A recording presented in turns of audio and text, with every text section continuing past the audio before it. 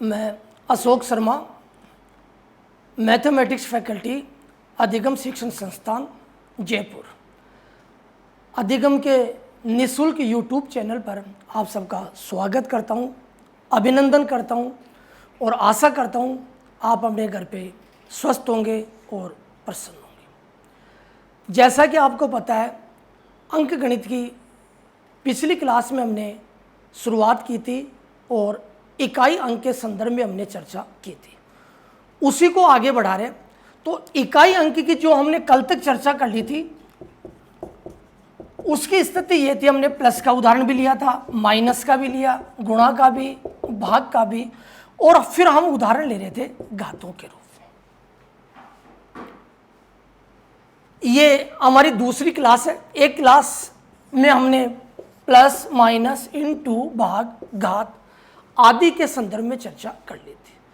फिर 0, 1, 2, 3, 4, 5, 6, 7, 8, 9, इसमें हमने 0, 1, 5 और 6 इन 4 अंकों के संदर्भ में भी चर्चा की थी। मैं एक बार फिर से आपको याद दिला दूं, 0, 1, 5, 6 पर कितनी भी घात आ जाए उसका इकाई अंक हमेशा वही होता है। यह हमारा पहला नियम था। आज हम बात करें दूसरे नियम की, नियम सेकंड। बहुत सारी किताबों में 3 नियम, किसी में 4 नियम बना देते हैं। हम 2 नियमों की सहायता से हमारे प्रश्नों का उत्तर दे सकते हैं। नियम सेकंड। अब हम चर्चा करें 2, 3, 4, 7, 8 और 9 की। इनके अलावा तो कोई अंक हो ही नहीं सकता। भाई हमारे पास में अंक कितने थे? 0, 1, 5, 6। अब बच क्या गया? 2, 3, 4, 7, 8 और 9। इनकी हमने चर्चा कर ली, कुछ भी आए यही उत्तर होगा। 2, 3, 4, 7, 8, 9। आप अपने हर प्रश्न का उत्तर दे सकते हो, चाहे 2 आए, चाहे 3 आए, चाहे 4 आए, चाहे 7 आए, चाहे 8 आए, चाहे 9। नियम सेकंड, किसी भी संख्या के अंत में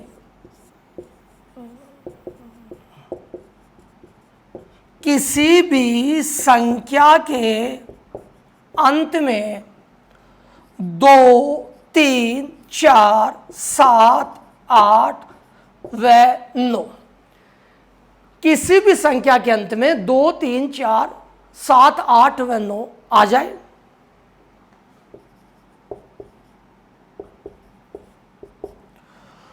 और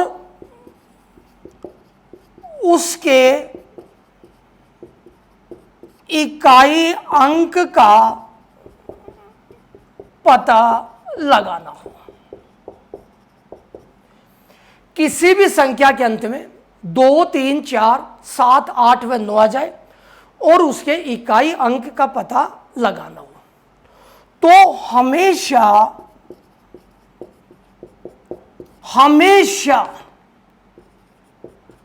घात में 4 का भाग देते हैं। हमेशा घात में 4 का भाग देते। अगर इकाई किसी भी संख्या के अंत में 2 हो, 3 हो, 4 हो, 7 हो, 8 हो व 9 हो, आ जाए, कुछ भी आए, 2, 3, 4, 7, 8, 9 आ जाए, उसके इकाई अंक का पता लगाना हो, तो हमेशा घात में 4 का भाग देते हैं। किसका भाग देंगे? हमेशा 4 का। घात में हमेशा 4 का भाग देंगे। भाग देने के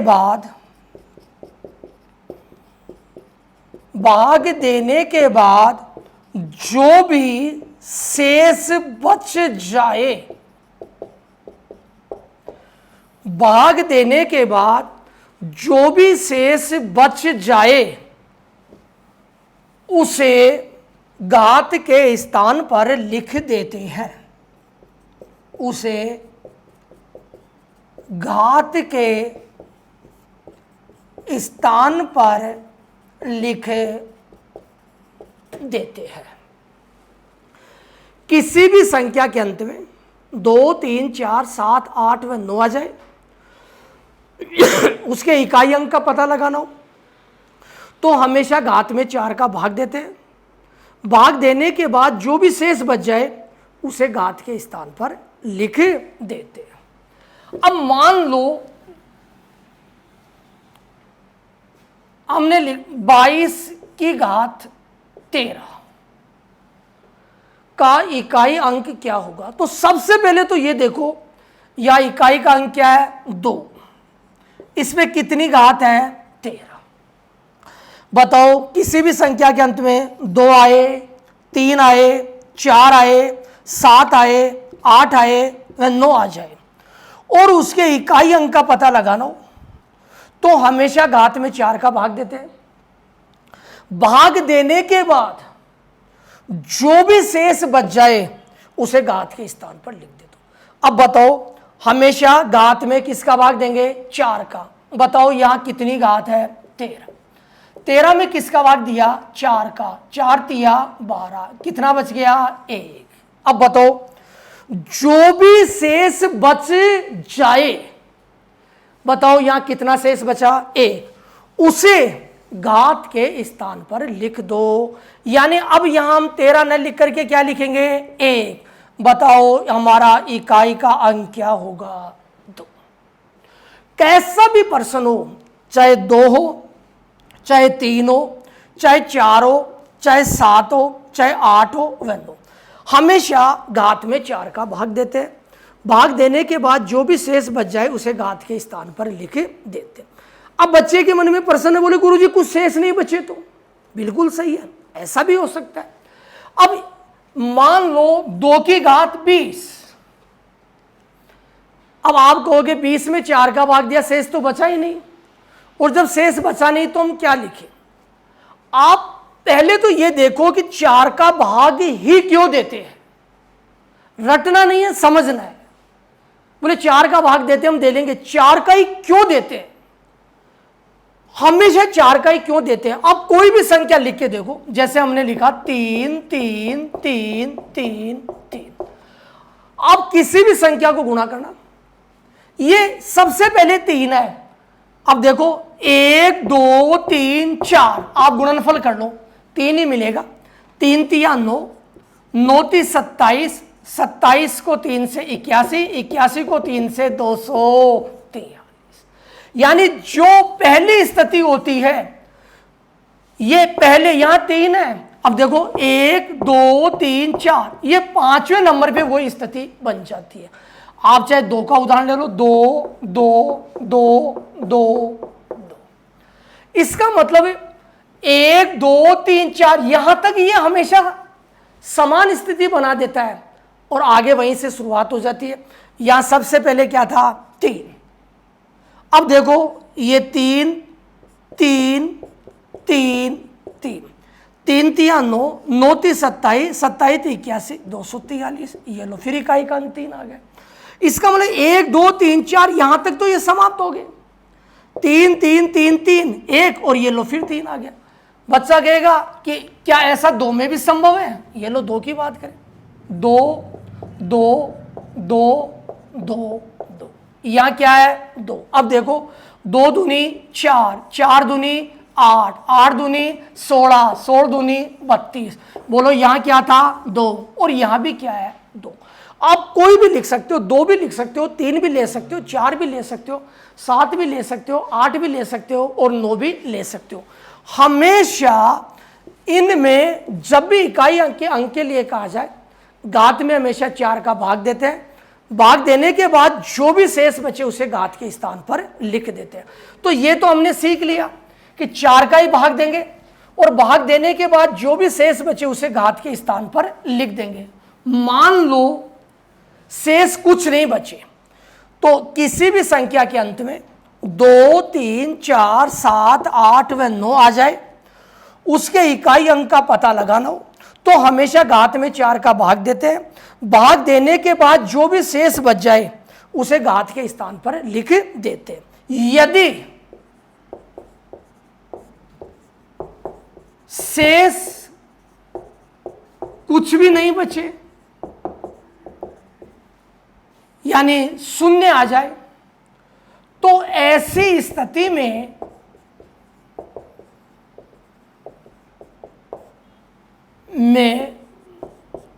शून्य न लिखकर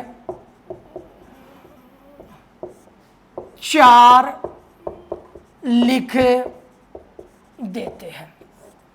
अब आप कोई सा प्रश्न भी कर सकते हो। आपको पता है 0, 1, 5, 6 ये तो समाप्त है। 0 का 0, 1 का 1, 5 का 5, 6 का 6, इनका तो ये। अब बात करते हैं किसी भी संख्या के अंत में 2, 3, 4, 7, 8, 9 आ जाए, हमेशा घात में 4 का भाग दो। भाग देने के बाद जो भी शेष बच जाए उसे घात के स्थान पर लिख दो। अगर शेष 1 बचे तो 1 लिख दो, 2 बचे तो 2 लिखो, 3 बचे तो 3 लिखो। 4 कभी बचेगा नहीं, क्योंकि जब 4 में 4 का भाग देंगे तो 4 शेष थोड़ी बचेगा, शून्य बचेगा। आपने 4 में 4 का भाग दिया तो शून्य बचेगा। तो यदि शेष कुछ भी नहीं बचे, यानी पूरा भाग चला जाए, यानी शेषफल शून्य बचता हो, पूरा भाग चला जाए, शेषफल शून्य बचता हो, तो ऐसी स्थिति में 0 न लिख करके 4 लिख देते हैं। अब आप इन दोनों नियमों की सहायता से किसी भी प्रश्न का उत्तर दे सकते हो, बशर्ते वो इकाई अंक से संबंधित हो। अब जैसे मैं 2-3 उदाहरण लिख रहा हूं।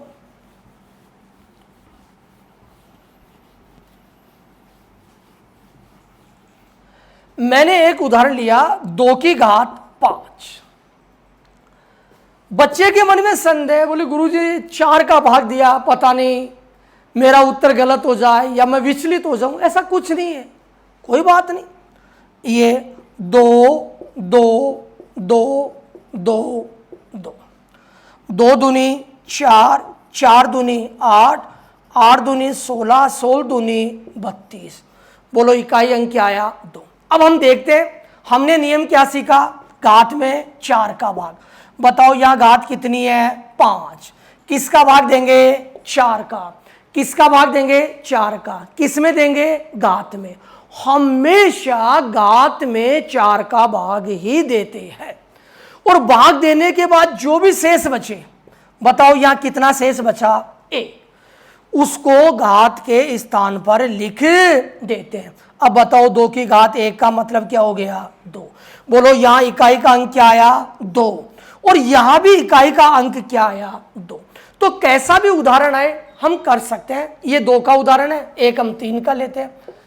23 की घात 15 का इकाई अंक क्या होगा? अब बताओ सबसे पहले हम क्या लिखें? 3 की घात 15। पूरी संख्या नहीं लिखनी है, आप बात कर रहे हो केवल इकाई अंक की, तो हमने लिख दिया 3 की घात 15। और जैसे ही हमने 3 की घात 15, बताओ हमारा अंक क्या है? 3। घात क्या है? 15। किसका भाग देंगे? 4 का। कितनी बार गया? 3 बार। बोलो कितना शेष बच गया? 3। जो भी शेष बचे उसको कहां लिखेंगे? घात के स्थान पर। यानी 3 की घात 3, 3 गुणा 3 गुणा 3। बोलो इकाई अंक क्या आएगा? 7। 3 तिया 9, 9 ती 27। कर सकते हैं। एक उदाहरण और लेते हैं हम ऐसा ही। जैसे 24 की घात 12। अब बच्चा कहेगा गुरुजी अब की बार पूरा भाग चला गया, क्या करें? कोई बात नहीं। सबसे पहले देखो इकाई का अंक क्या है? 4। हमारा नियम लग रहा है, मैंने लिख दिया 4 की घात 12। घात क्या है? 12। किसका भाग देंगे? 4 का। कितना शेष बचा? 0। मैंने बताया किसी भी संख्या में 2, 3, 4, 7, 8, 9 के इकाई अंक का पता लगाना हो, घात में हमेशा 4 का भाग देते हैं। भाग देने के बाद जो भी शेष बचे उसको घात के स्थान पर लिखो। 1 शेष बचे तो 1 लिखो, 2 शेष बचे तो 2 लिखो, 3 शेष बचे तो 3 लिखो, 4 कभी शेष बचेगा नहीं, यानी पूरा भाग चला जाए तो 0 शेष बचे। और जैसे 0 शेष बचे तो 0 न लिख करके आपको क्या लिखना है? 4। यानी यहां मैं लिखूंगा 4 की घात 4, 4 गुणा 4 गुणा 4 गुणा 4। बताओ 4 चौक 16 और ये भी 4 चौक 16। बोलो इकाई का अंक क्या आ गया? 4। एक और उदाहरण ले लेते हैं। लो 8 की घात 4 और एक उदाहरण लिया हमने 8 की घात 5। मैंने कहा 8 की घात 4 पूरा पूरा भाग चला गया, और जब पूरा पूरा भाग चला गया तो शेष 0 बचा। 0 न लिखकर मैंने 4 लिख दिया। 8 इंटू 8 इंटू 8 इंटू 8, 8 अंटा 64 और ये भी 8 अंटा 64, 4 चौक 16। अब बच्चा कहता है गुरुजी 8 की घात 5 लेते हैं, देखे क्या हो। ठीक है, पहले हम देख लेते हैं। 8 8 8 8 8, ये लो 8 अंटा 64, क्या आ गया 4। यहाँ भी ये 4 और ये 8, 4 चौक 16, 6 को 8 से गुणा किया 48। बोलो इकाई अंक क्या आ गया 8। अब बच्चा कहता है गुरुजी आपका नियम लगाओ। ठीक है भाई, हमारा उदाहरण था 8 की घात 5। बताओ घात कितनी है 5, और जब घात 5 है तो किसका भाग देंगे, हमेशा घात में 4 का भाग देंगे। घात कुछ भी आ सकती है, 5 आए 10 आए 15 आए, हमको अंक देखना है कौन कौन से, 2 3 4 7 8 और 9 पे कितनी भी घात आए हमेशा घात में 4 का भाग देना है। भाग देने के बाद जो भी शेष बचे उसको घात के स्थान पर लिखना है। यह आ गया 4 एकम 4, बच गया 1। अब देखो यहां 8 की घात 5 हमने गुणा करके चेक किया कि इकाई का अंक 8 आ रहा है। अब यहां हमारा नियम लगा रहे हैं 8 की घात 5 यानी 8 की घात 1। बताओ इकाई अंक क्या आ गया 8। इसका मतलब परीक्षा में कैसा भी प्रश्न आए हम कर सकते हैं। एक प्रश्न और जो सर्वाधिक महत्वपूर्ण है इन दिनों में सभी परीक्षाओं में, केबीएस में भी पूछा है, डीएसएसबी में भी पूछा हुआ है, सीटेट में भी पूछा हुआ है, ये हमारा प्रश्न है फैक्टोरिया 1 फैक्टोरिया 2 फैक्टोरिया 3 फैक्टोरिया 4 फैक्टोरिया 5 प्लस डॉट। अब यहाँ वो कुछ भी कहीं तक भी लिख सकता है, 10 तक लिख सकता है, 15 तक लिख सकता है, 20 तक लिख सकता है और फिर हमसे कहता है कि इकाई अंक का पता लगाओ। अब यहाँ समस्या आ जाती है, बहुत सारे बच्चे तो जानते नहीं है चिन्ह क्या होता है। इस चिन्ह को ऐसे भी लिख देते हैं 1 फैक्टोरिया 1 2 फैक्टोरिया 2 3 फैक्टोरिया 3 4 और ये 5। कई बार कहता है 50 तक, कई बार बोलता है 60 तक, कई बार बोलता है 70 और कई बार बोलता है उससे कुछ भी कहीं तक भी बोल सकता है और कहता है इकाई अंक का पता लगाओ। ये जो पिछले साल डीएसएसबी की एग्जाम हुई थी उसमें पूछा गया प्रश्न है, उसने 10 तक के उदाहरण दिया था 1 2 3 4 5 6 7 8 9 और 10। इकाई अंक क्या होगा। नंबर 1, ये होता क्या, बहुत सरल है। ये फैक्टोरिया 1 इसका मतलब होता है 1, ये फैक्टोरिया 2 ये 2, ये फैक्टोरिया 3 ये 4 ये 2 है, 2 इंटू 1 ये 2 आ गया। इसको 3 2 1 कितना आ गया 6, इसको 4 3 2 1 कितना आ गया 24 और ये फैक्टोरिया 5 5 4 3 5 4 3 2 1 ये आ गया 120। बच्चा कहता है गुरुजी मैं कहां तक करूं, वो 100 तक पूछ ले, वो 200 तक पूछ ले, अरे वो कहीं तक भी पूछे, आपको 4 से ज्यादा तो जरूरत ही नहीं थी। जैसे हम बात करें फैक्टोरिया 1, इसका मान 1 हो गया, इसका मान 2 हो गया, इसका 6 हो गया, इसका 24 हो गया और इसका 120 हो। अब इसके आगे कितना भी हो उसका तो इकाई अंक हमेशा 0 हो जाएगा। आपने फैक्टोरिया 5 120 है, अब कहोगे फैक्टोरिया 6 ले ले, 6 5 4 3 2 1 यह आ गया 720। अरे यहाँ 0 आ गई। अब हम किसी भी अंक से गुणा करें, ये 5 तक था मैंने 6 से लिया, 6 से गुणा कर दिया, 7 आया फिर मैं 7 से और गुणा कर दूंगा, 8 आया तो 8 से कर दूंगा, 9 आया तो 9 से कर दूंगा। तो इसके बाद वाले सारे संख्या का इकाई अंक हमेशा 0 हो जाएगा। अब बताओ हमारा प्रश्न कितना सरल हो गया, 1 2 6 24 कितना हो गया 33। बोलो हमारा इकाई अंक क्या होगा 3। आपसे कहां तक पूछ सकता है, फैक्टोरिया 1 2 3 4। इससे आगे तो कुछ भी पूछे, 10 तक बोले, 15 तक बोले, 20 तक बोले, 30 तक बोले, कोई भी फर्क नहीं पड़ेगा। फैक्टोरिया 1 फिर से देखो, ये भी सही है, इसको फैक्टोरिया ऐसे भी लिख सकते हैं और ऐसे भी लिख सकते हैं। अब जैसे 1 है, ये 1 हो गया, फैक्टोरिया 2, 2 × 1 2 हो गया, फैक्टोरिया 3, 3 2 1 6 हो गया, 4 3 2 1 24 हो गया, 5 4 3 2 1 120 हो गया, फैक्टोरिया 6। इसी क्रम में ये आगे बढ़ता रहेगा। तो इनका तो इकाई अंक हमेशा 0 होगा। बच्चा कहे मैं कैसे मानूं? ठीक है भाई, ये ले 1, ये 2, ये 6, ये 24, ये 120, ये 720, ये लो, ये तो 0 ही आएगा। इससे नीचे तो सारे 0, 4 4 10, 10 और 2 12, 12 और 1 13, ये लो इकाई का अंक क्या आ गया? 3 आ गया। तो आप जब भी परीक्षा में बैठो, अगर इकाई अंक से संबंधित कोई भी प्रश्न आपकी परीक्षा में पूछा जाता है तो बस केवल 4 बातें ध्यान रखो। नंबर 1, आपका योग भी करवा सकते हैं, माइनस भी कर सकते हैं, गुणा भी कर सकते हैं, भाग भी कर सकते हैं और घातों के रूप में भी प्रश्न पूछा जा सकता है। तो रीट लेवल 1 में तो पूछा ही जाएगा, रीट लेवल 2 में भी संभावना रहती है। तो कभी भी अगर आपसे कहा जाए इकाई अंक, अगर जोड़ बाकी गुणा भाग आए तो हम डायरेक्ट कर लेंगे। अगर घातों के रूप में आए 0 1 5 6 आए, इसका इकाई अंक हमेशा वही होता है। इनके अलावा यदि कुछ भी आ जाए, 2 आए, 3 आए, 4 आए, 7 आए, 8 आए, 9 आए, तो इनका इकाई अंक का पता लगाने के लिए घात में हमेशा 4 का भाग देते हैं। भाग देने के बाद जो भी शेष बचे उसे घात के स्थान पर लिख दो।